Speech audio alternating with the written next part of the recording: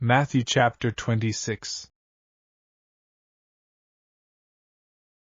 Now it came to pass, when Jesus had finished all these sayings, that he said to his disciples, You know that after 2 days is the Passover, and the Son of Man will be delivered up to be crucified.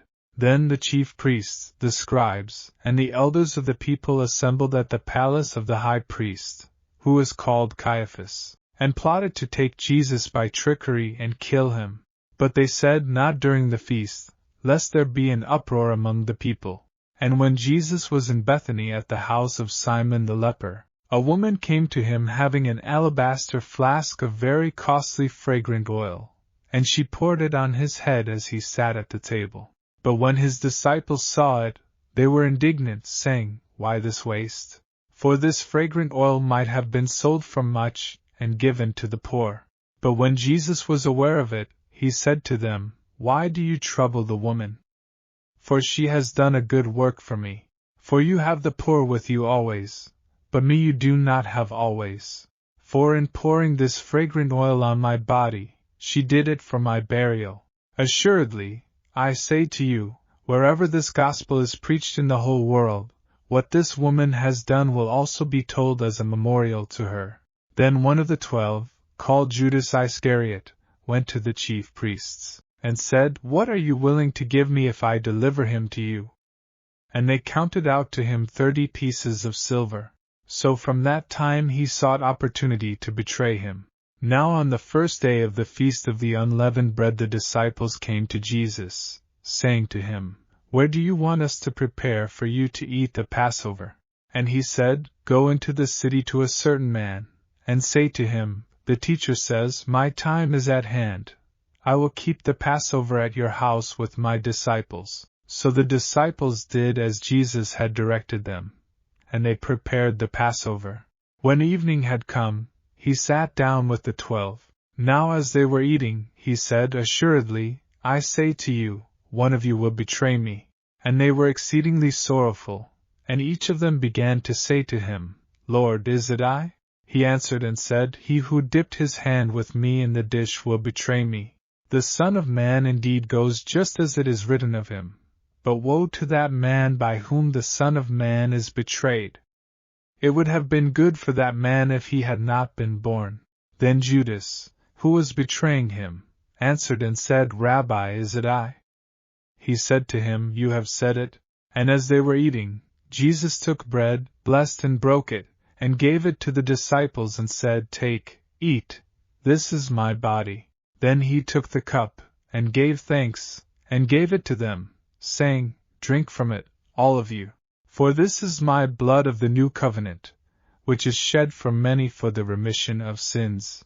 But I say to you, I will not drink of this fruit of the vine from now on until that day when I drink it new with you in my Father's kingdom.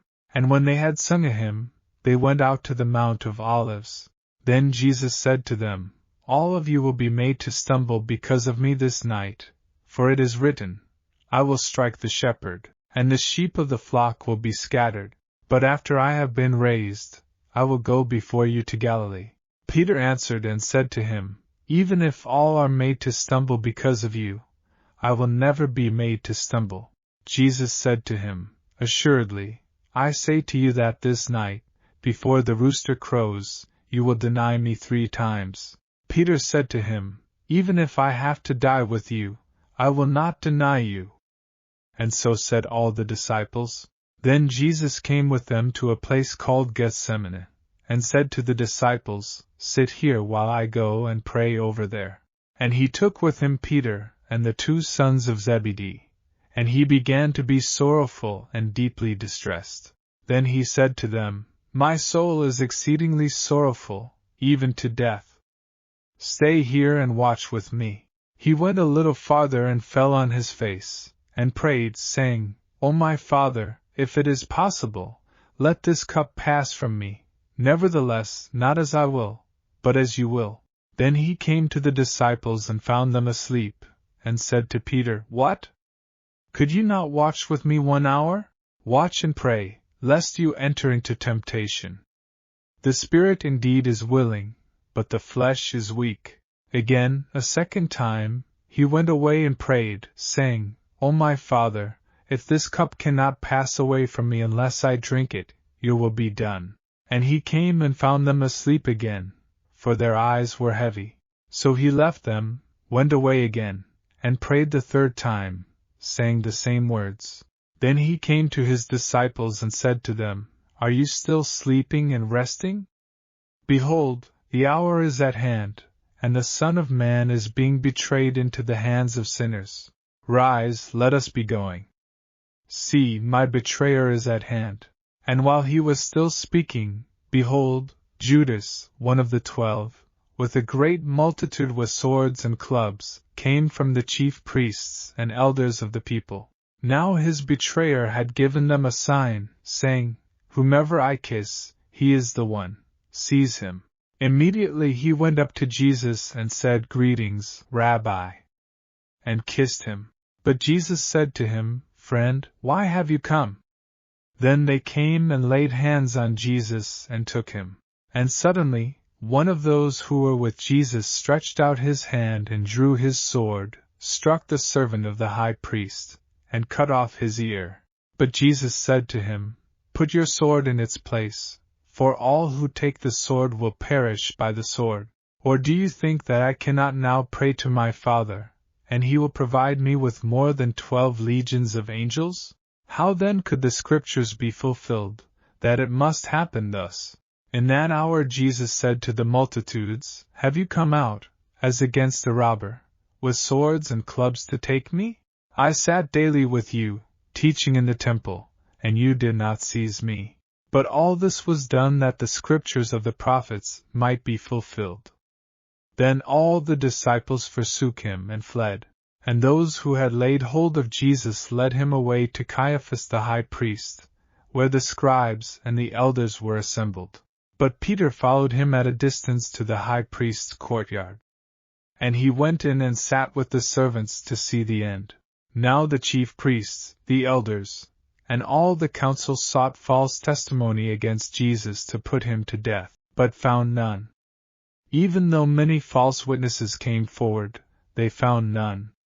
But at last 2 false witnesses came forward, and said, This fellow said, I am able to destroy the temple of God and to build it in 3 days. And the high priest arose and said to him, Do you answer nothing? What is it these men testify against you? But Jesus kept silent. And the high priest answered and said to him, I put you under oath by the living God. Tell us if you are the Christ, the Son of God.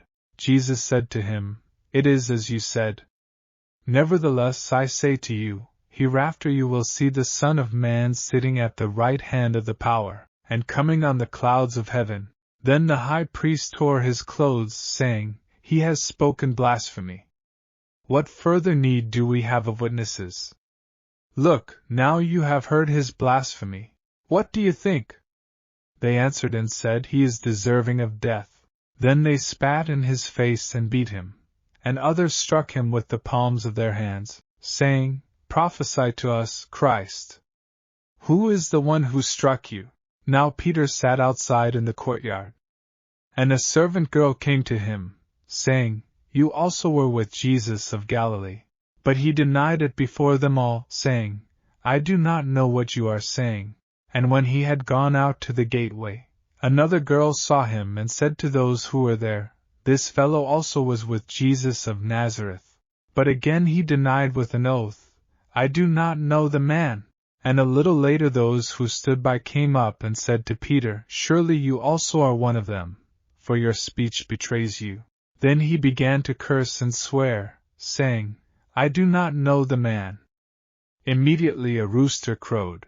And Peter remembered the word of Jesus who had said to him, Before the rooster crows, you will deny me 3 times.